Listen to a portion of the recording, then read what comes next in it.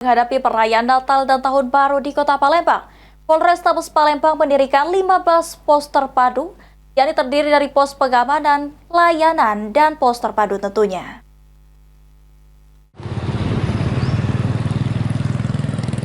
10 pos yang didirikan oleh Polrestabes Palembang tersebut masing-masing terdiri dari 10 pos pengamanan, 2 pos pelayanan, dan 3 pos terpadu dengan jumlah personil disiapkan sebanyak 602. Pos yang didirikan oleh Polrestabes Palembang tersebut berada di beberapa lokasi yang telah ditentukan seperti di Simpang Air Mancur, Simpang DPRD, serta beberapa titik keramaian yang biasa terjadi di Kota Palembang saat Natal dan Tahun Baru.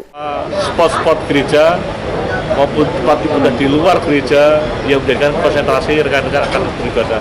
Adanya pos pengamanan, pelayanan, dan terpadu yang didirikan oleh Polrestabes Palembang ini untuk memberikan rasa aman dan nyaman kepada warga Palembang, khususnya umat Kristiani, saat menjalankan ibadah serta merayakan Natal dan Tahun Baru. Firman Hidayat, PAL TV.